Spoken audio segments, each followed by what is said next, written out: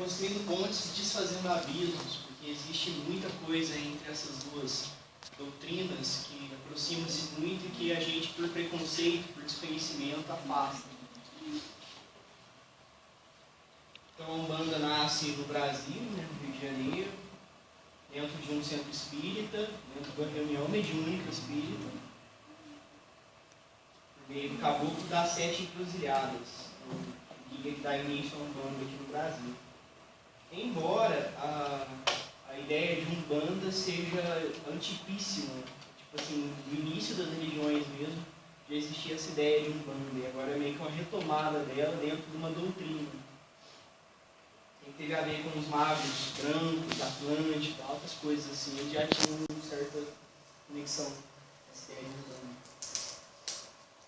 Umbanda. A questão da Umbanda ser universalista, né, uma das grandes propostas dela é que todas as religiões são bem-vindas, todas as raças, todas as credos, todas as formas de manifestação, tudo é bem-vindo, conquanto que esteja em nome do amor.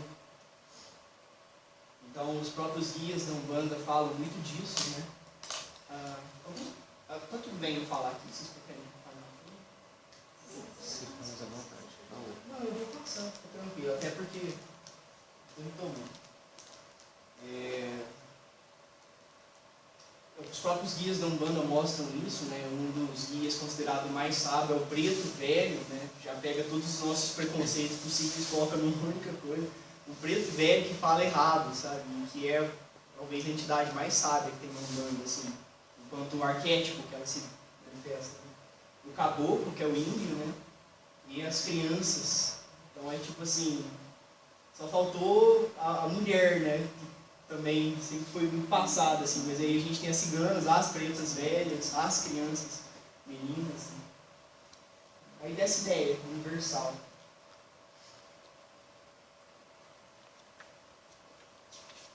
Falei já sobre. Onde que eu falei? Falei sobre a humildade, a questão da mensagem da humildade, né, dos pretos velhos. Essa questão histórica do porquê os guias da Umbanda são pretos velhos, caboclos. Que o Brasil não teve envolvido em muitas guerras, igual a Europa, Estados Unidos, coisas assim. A grande marca de sangue que nós temos aqui é a escravidão, tanto dos negros quanto dos índios. Então é uma forma de relembrar isso e mostrar o respeito que nós temos pelos que passaram por essas imagens corporais também.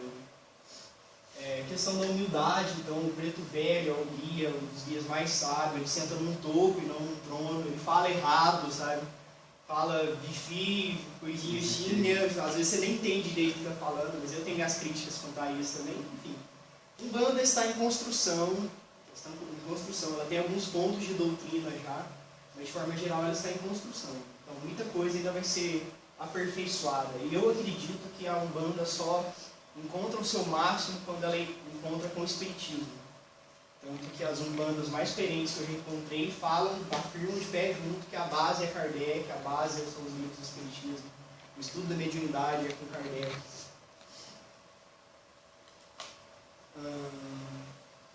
Deixar virar minhas criancinhas, Jesus. Orgulho e egoísmo, que são considerados os grandes males da humanidade, que são trabalhados incessantemente na Umbanda, que é um serviço, né? A Umbanda, longe das teorias, inclusive às vezes é até difícil encontrar a teoria da Umbanda, porque ela é ali, pé no chão, é trabalhar, é servir, sabe? Essa questão da caridade muito forte, a questão da humildade relembrada o tempo todo. Pés descalços, não é centro, é terreiro, sabe? É pé no chão mesmo, sujar os pés, machucar os pés, né? Tem umas cicatrizinhas, umas coisas assim, realmente. Pretos velhos, energia da terra, né? A questão do orixá, dos pretos velhos que se sintonizam com o chakra básico. Tem a ver o porquê também que eles dobram a coluna, que existe realmente alguma coisa energética que acontece que você sente a coluna dobrar e fica como se tivesse uma coisa puxando assim para a terra mesmo. É muito interessante a energia dos pretos velhos. Dos caboclos passa forte a questão da vitalidade, do guerreiro servindo para o bem, sabe?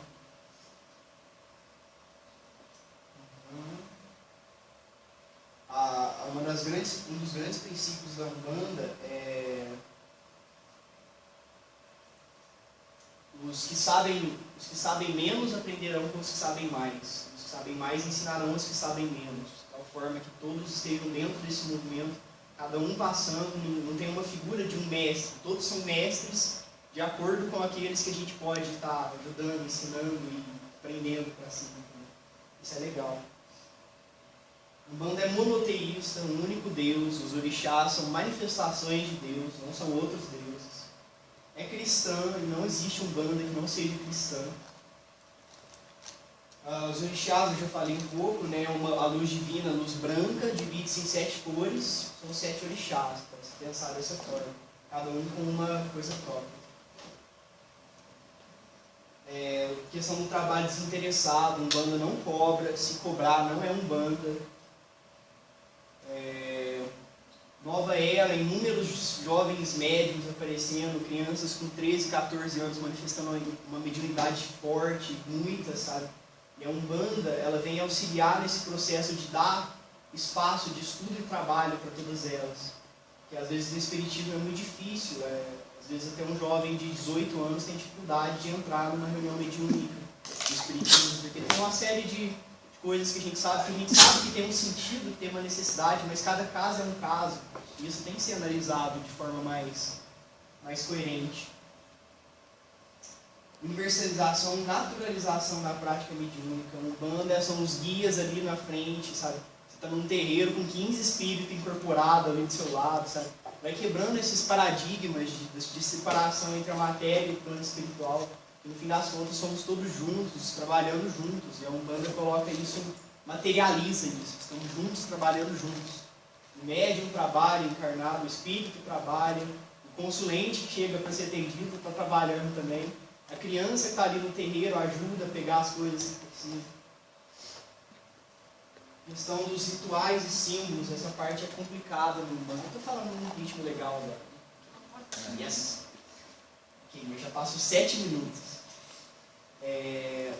Da questão dos símbolos, né, que uma das coisas fortes que pega contra a Umbanda dentro do discurso espírita é que Kardec vai falar que não existe, não precisa de ritual, não precisa de nada disso, né?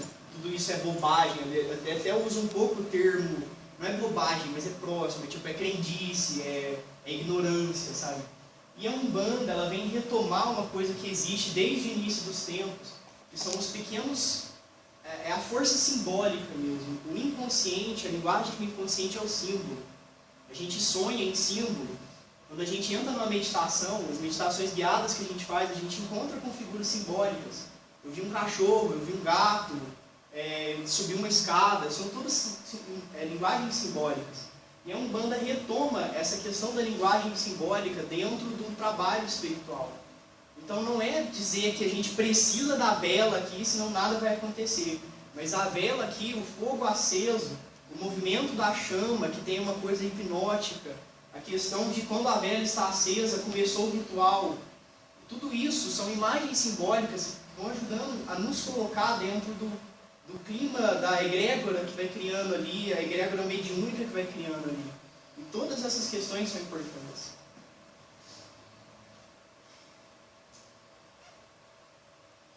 Aí eu vou enviar os slides para vocês depois lerem com cuidado. Tá? A ciência se tornará argumento de legitimação da prática umbandista. De fato, já temos muita coisa para legitimar, muita coisa, sabe? A questão dos pés no chão, por exemplo. Por que trabalhar de pés descalços? Energia fluindo, a terra é o... Como chama? Coisa zero? É um ponto de descarga, tem uma coisa, tensão zero, não sei, a Terra tem essa coisa de que ela puxa as energias para ela. E a gente sabe que a borracha, os sapatos e coisas assim isolam. Então o pé no chão tem a ver com isso também, para a energia estar correndo de forma mais segura para a Terra. Não que não vá correr quando a gente está de sapato, mas para a gente ir aprendendo essas ciências mesmo, da energia, da espiritualidade, do que acontece dentro de nós, e intensificando, otimizando o trabalho. A proposta é essa, não é precisar disso. O Umbanda não faz sacrifício de animais. O Umbanda não faz sacrifício de animais. E, novamente, se fizer, não é Umbanda. Eu repito muito isso, porque é muito fácil a gente entrar num terreiro hoje que se diz Umbanda, e que tem sacrifício de animais, e que diz que não é cristão, e que diz que os orixás são deuses, sabe? E é legal a gente ter essa clareza, porque aí já começa a misturar 1 milhão de outras coisas. E pela proposta universalista da Umbanda, é muito fácil misturar 1 milhão de coisas. Ervas, defumações, a questão do que as ervas fazem quando queimadas, os princípios ativos que elas liberam, o que causa enquanto alteração de consciência. Então essa ciência por trás dessas coisas, dessas práticas, que às vezes o espírito olha e fala isso tudo é bobagem, ritual, sabe? E tem um sentido. Descalço, tomar os antidepressivos.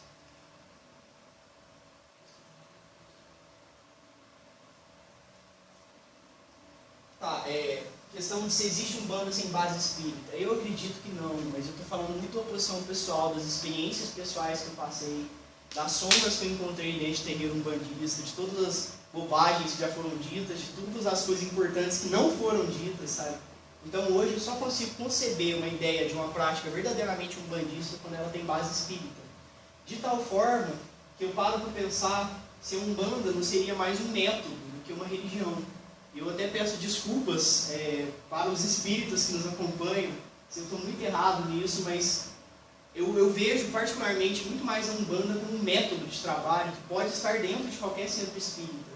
É um método de trazer essa simplicidade, de abrir ali uma coisa para que as pessoas que vão ao centro possam ter contato com o médium trabalhando, ver que não é assustador, ver que não é um tanto de coisa, ter esse contato de conversar com o guia, sabe? É uma experiência tão massa você conversar com o espírito, que é tão difícil às vezes você conseguir dentro de uma casa espírita, por enquanto, de forma alguma querendo rebaixar o espiritismo dentro disso tudo, mas só para ir fazendo essas pontes, mostrando os buracos e coisas assim que geralmente existem.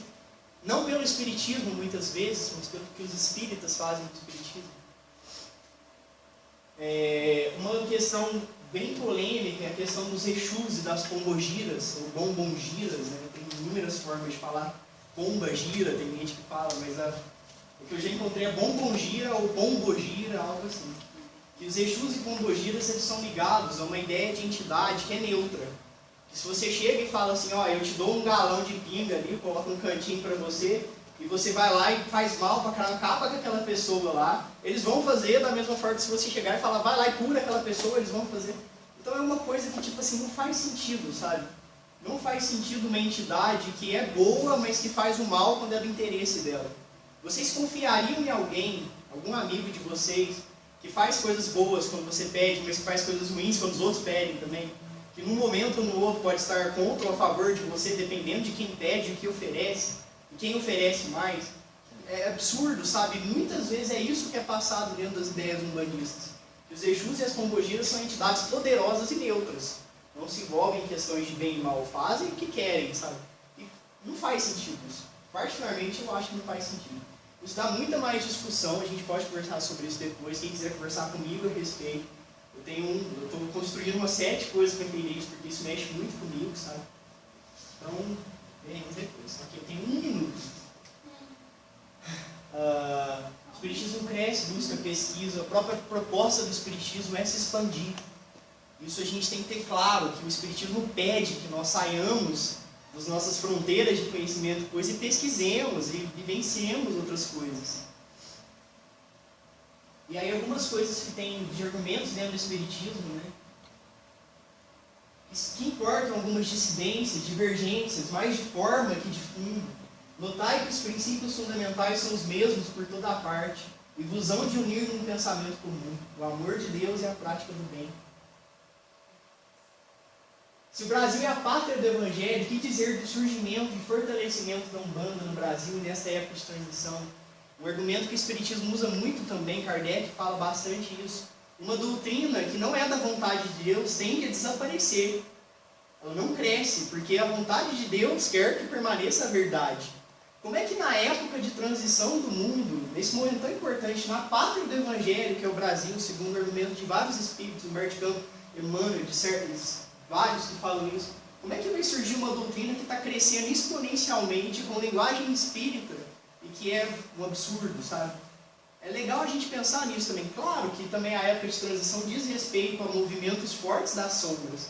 Mas quem já teve contato com Umbanda de verdade, Umbanda que se fundamenta no Espiritismo, Umbanda que é cristã, que fala de amor, que trabalha pelo amor, sabe que Não é por aí, não é sombra. Aí mais fundamentos espíritas, que são no livro dos Espíritos, eu aqui é quase tudo no livro dos Espíritos, porque eu peguei para escrever o artigo. Caridade desconhece as atitudes, não distingue cor dos homens. Todos os povos praticaram entre si a caridade, vivendo felizes em paz. Questão da universalidade. O Espiritismo não será a religião do futuro, mas o futuro das religiões. Isso significa que a ideia é que aparecendo uma umbanda, aparecendo uma evangélica, aparecendo uma católica, os fundamentos espíritas vão começar a se dividir entre tudo isso. Como se reconhece aqui, por que indícios poderá reconhecer entre todas as doutrinas que alimentam a pretensão de ser a expressão única da verdade, a que tem o direito de se apresentar como tal? Será aquela que mais homens de bem fizer, menos hipócritas fizer, isto é, pela prática de lei de amor na sua maior pureza e na sua mais ampla aplicação. Seja num terreiro, seja com vela, seja com falas esquisitas, seja num centro espírita vestido de médico, falando uma linguagem perfeita, coloquial e não sei o quê. O que vai distinguir é a prática do bem. E é isso. A gente tem que aprender a soltar de todos esses paradigmas que a gente vai se enfiando. É a missão dos bons espíritos estarem trabalhando, né, todos em prol de todos. É legal a gente pensar nisso, que quanto maior o poder de um espírito, mais ele ama. Ele só tem poder porque ele ama. Isso significa que os seres mais poderosos que existem são os que mais servem, o tempo todo. E a Umbanda vem mostrar isso de uma forma mais próxima de nós, porque está cheio de médium e todo mundo incorporado. Aí a gente poderia pensar, mas o que esses espíritos estão fazendo aqui? Tem tanta coisa para fazer a mais, sabe? Eles estão trabalhando, sabe? Faz parte esse contato conosco. E aí, o que seriam alguns pontos da Umbanda? Eles passem um pouquinho do tempo, desculpa.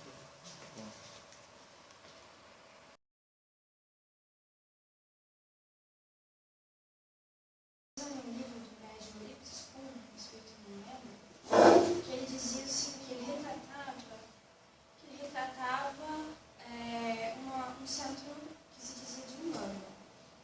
E nesses, não, na verdade não era centro de Umbanda. Era uma senhora que fazia trabalhos. Na casa dela tinha reuniões mediúnicas. E o que acontecia? Com ela trabalhavam espíritos que eram escravizados a ela. Ou seja, eles faziam o que ela pedia. Se alguém vinha pedir alguma coisa ruim, eles faziam. Se alguém vinha pedir fazer uma coisa boa, eles faziam. Ou seja, eles não tinham vontade própria, eles eram escravizados. Então, é um exemplo daquilo que você vê ali nos espíritos neutros, né? E uma coisa que me marcou muito foi quando ele relata como é que ele preparava, como é que eles preparavam junto com a mulher a energia que os espíritos manipulavam para fazer os trabalhos. Eles iam para o meio do mato e lá, junto com a médium, os espíritos traziam uma energia gelatinosa, escura, e colocavam dentro de um recipiente. E essa energia eles utilizavam para fazer os trabalhos. Aí é legal você falar isso também, porque aí entra a questão dos amuletos, né? Que Kardec vai dizer que não tem nada a ver, que é bobagem, mas a gente sabe que tudo sendo energia, eu muito facilmente posso pegar um celular desse, colocar tudo de ruim que eu puder pensar dentro dele e entregar de presente para alguma pessoa.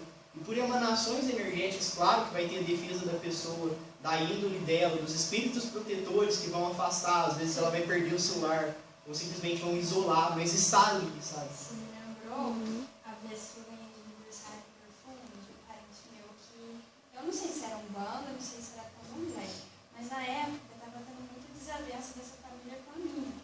E assim, eu era jovem e tal, foi presente de 15 anos. Gente, eu usei esse perfume, mas eu passei tanto mal. Não sei, eu acredito que ela deve ter manipulado, porque eu vi que era por causa do perfume. Eu acho que no fim das contas o que os espíritos nos ensinam, por exemplo, no livro dos espíritos, é que a mente está acima de todas essas coisas. O amor está acima de tudo isso, e isso pode ser vencido só pela índole. Mas isso não significa que isso não exista e que não tenha poder, sabe? Que não tenha uma ação ali.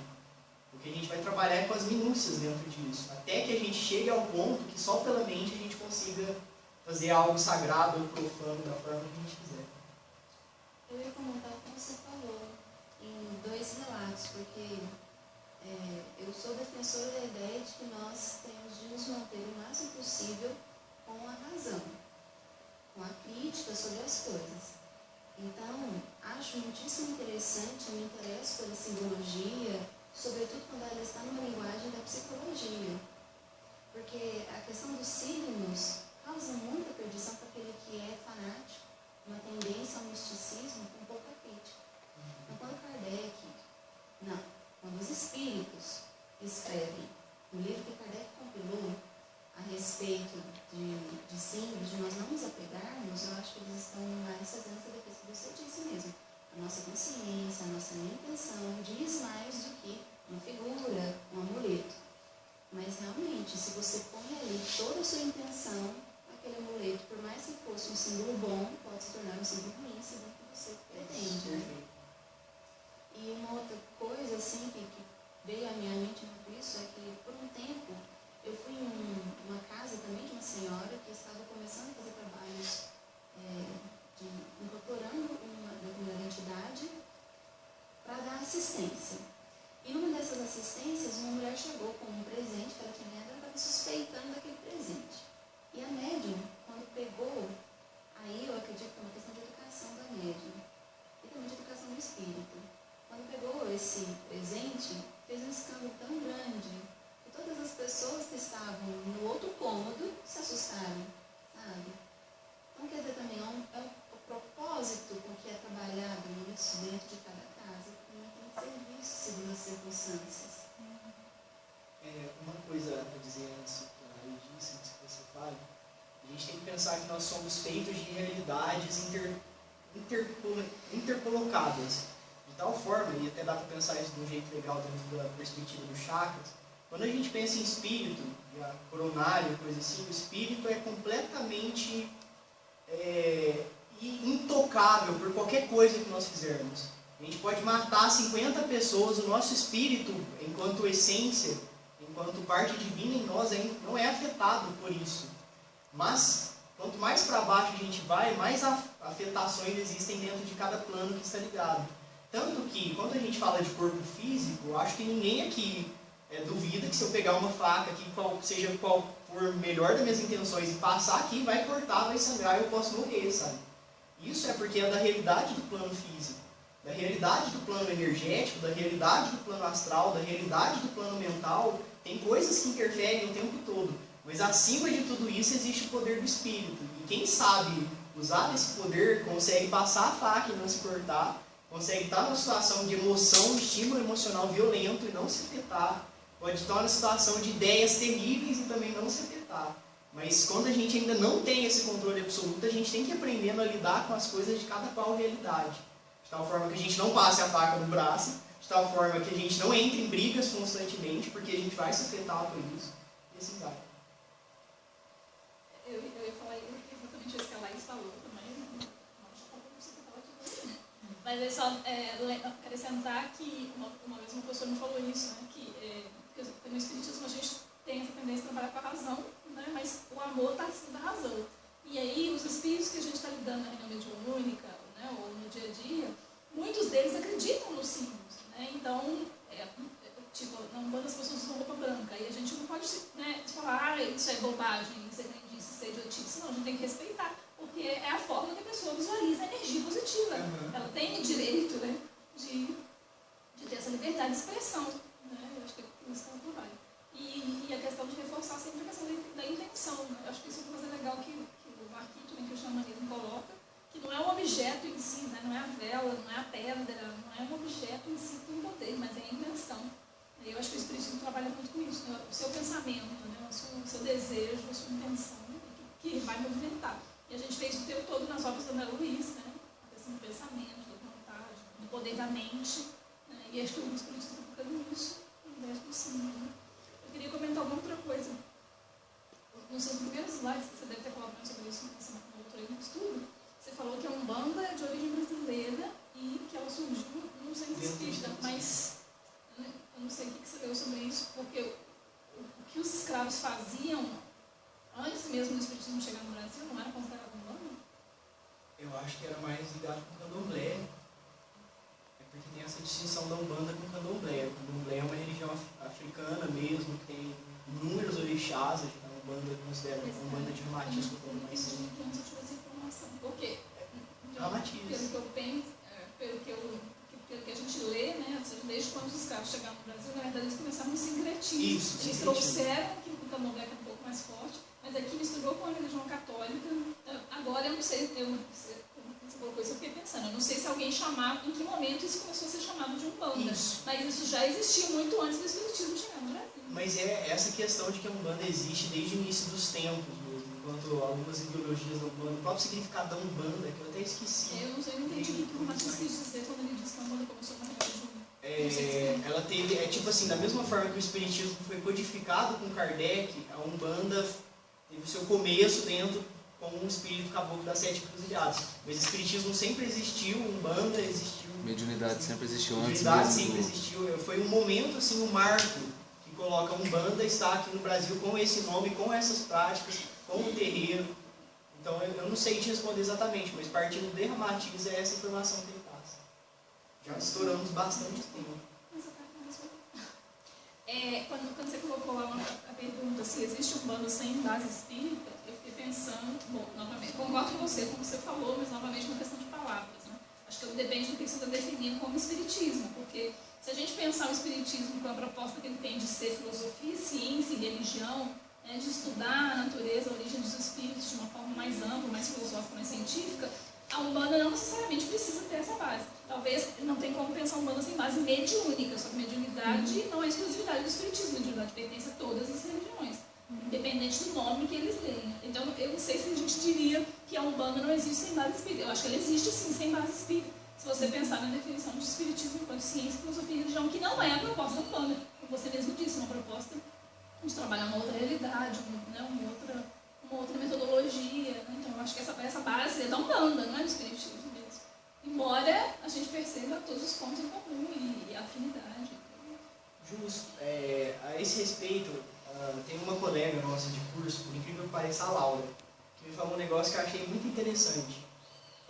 Sendo o espiritismo a primeira proposição assim, formal de estudar a ciência do espírito, aí ela fez a seguinte comparação.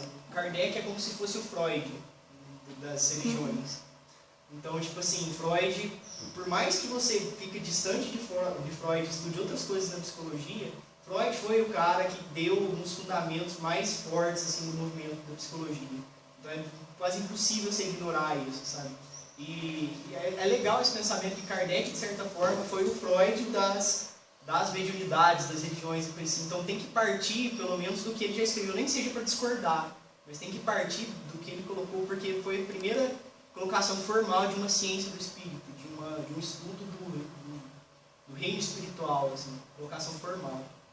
Talvez isso traga algumas considerações novas para esse pensamento. Mas eu coloco muito mais no sentido assim, do que eu sinto enquanto espiritismo. Eu não consigo entender umbanda sem esse sentimento de espiritismo. Então não entro muito nas questões do argumento por trás disso, de toda a filosofia, ciência e religião por trás disso. Mas partindo muito da minha experiência pessoal, eu não consigo ver umbanda sem espiritismo. Você falando, eu acho muito interessante esse comentário da sua amiga, porque hoje a gente vê tantas pessoas falando de espírito, mas com um conceito tão superficial de espírito, né? E até no Facebook tem uma comunidade que chama de Spirit Science, que é milhares de pessoas que comentam coisas espiritualistas e tal. Mas assim, tudo muito raso, sabe? E eu vejo que são coisas que são muito desenvolvidas no espiritismo e que elas não sabem ainda. Pessoal, se vocês quiserem continuar conversando, eu super topo. Estou mais preocupado com o estudo de vocês e com a nossa organização do tempo. Mas como está partindo até mesmo de vocês, Silvana, que o estudo é seu, eu continuaria a conversa. Eu acho que nós podemos encerrar e depois você faz um outro TED com os antecedentes da Umbanda e Espiritismo. Seria uma boa ideia. E aí, no final eu vou fazer um calendário de quem vai fazer os próximos. Só lembrando para vocês me lembrarem. No mais, também, qualquer dúvida, coisa que vocês queiram aprofundar, eu estou disponível sempre para conversar sobre isso. Porque eu sofri muito desse não saber. Né? Eu sofri muito desse abismo entre Espiritismo e Umbanda, porque eu parti do Espiritismo e fui parar na Umbanda e ninguém fez esse trabalho de construir as pontes, sabe? Então eu compreendo esse sofrimento, essa angústia de olhar e falar, mas por quê, sabe? E alguma coisa eu tenho e quero oferecer, porque eu conheço esse sentimento. Então podem me buscar para qualquer dúvida, assim, mesmo que eu não saiba responder.